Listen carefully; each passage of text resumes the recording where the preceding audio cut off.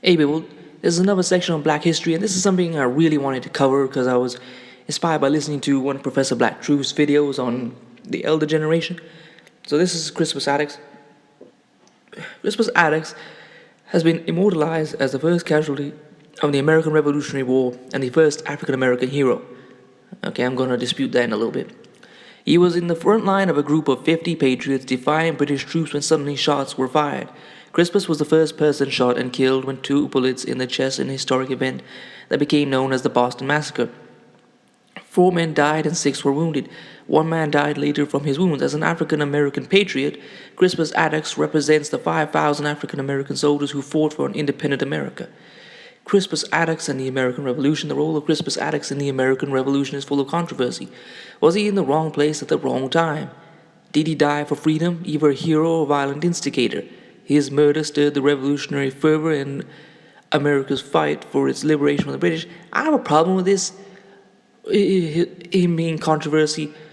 If it was some white guy who got killed, they would never even ask a question. He was undoubtedly a hero. When there's a black guy, even in this one that's supposed to be about him, this Crispus Attucks Museum.org, they gotta bring up, well, maybe he was just in the wrong place at the wrong time.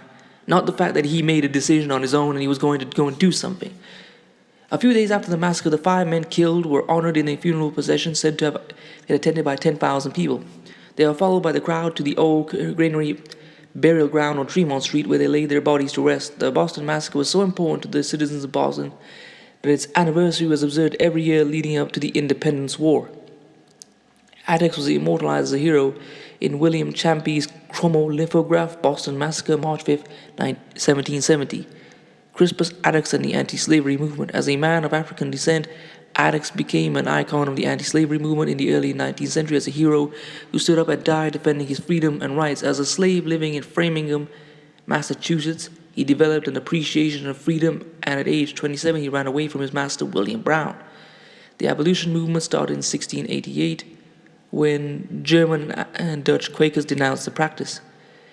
The first abolition group was the Pennsylvania Abolitionist Society, created in 1775. In 1787, Benjamin Franklin became president of the society for the first time, petitioned Congress to abolish slavery and its trade on moral grounds. The petition was immediately rejected by pro-slavery congressmen, mostly from the South. In the early 1800s, the movement continued in America with both blacks and whites fighting to abolish the institution of slavery, which continued until the Civil War. Many free African Americans joined the ranks of soldiers, nurses, and cooks who fought for a country free of slavery. One such heroine is Harriet Tubman, who guided thousands of slaves to freedom and nursed soldiers and slaves to health during the Civil War. Slavery was abolished in 1863 when President Abraham Lincoln issued the Emancipation Proclamation. Attucks was celebrated as the first to die by poet John Boyle O'Reilly. In 1888, a monument was built on Boston Common commemorating the death of the 5 men who died in the Boston Massacre: Crispus Attucks, Samuel Gray, James Caldwell, Samuel Maverick, and Patrick Carr. The 5 men brought a preliminary victory to the American Revolution. Crispus Attucks continues to be honored by the American public.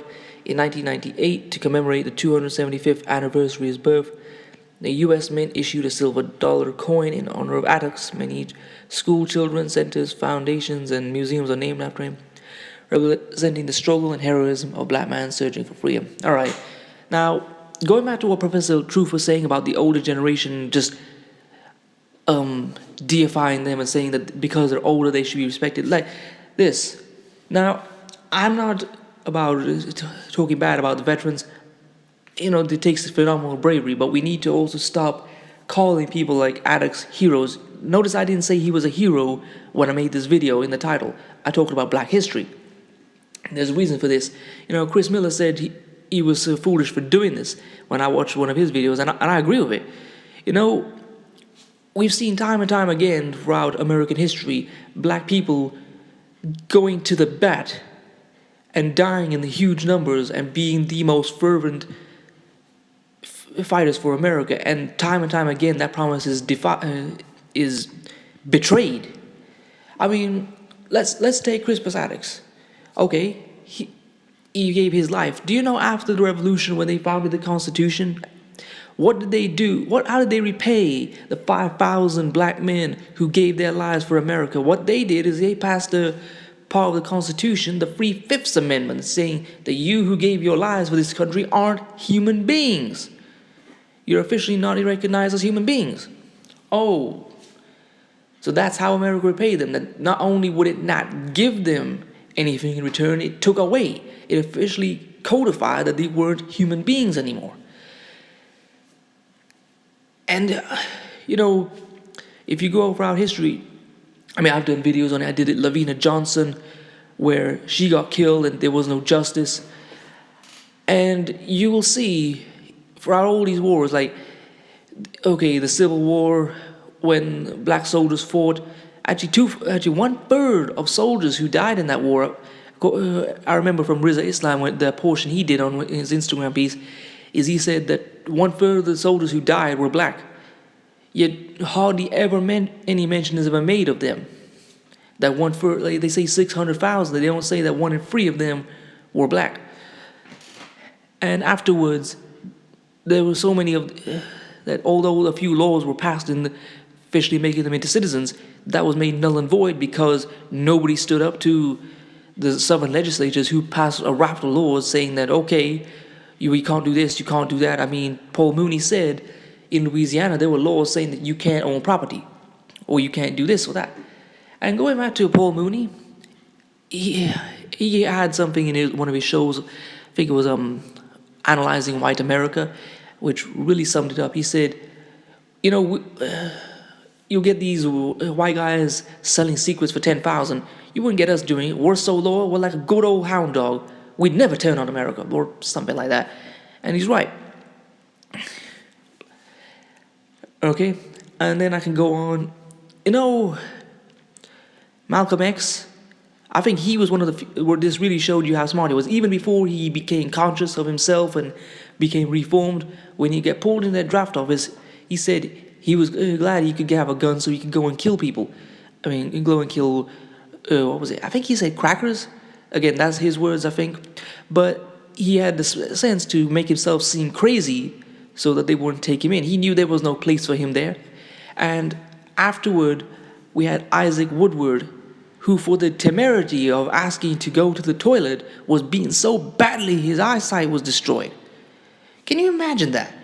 You go and you fight for your country, and you survive all that, and the cop who's supposed to protect you ends up doing that to you.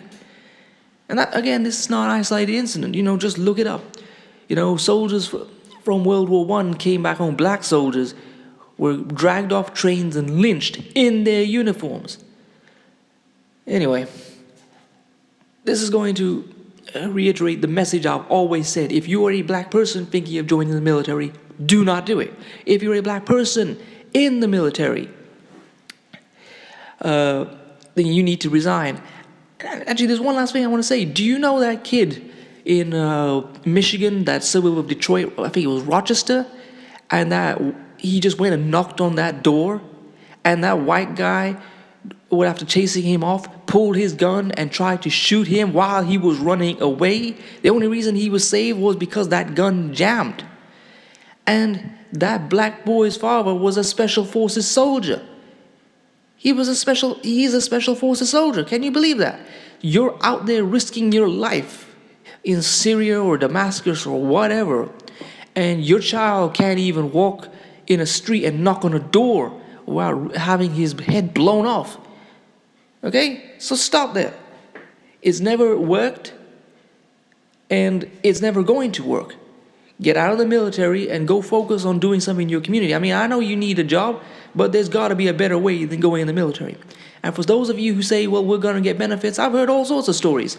That they'll tear up the paperwork so you can't get those veterans' health care benefits or your pension.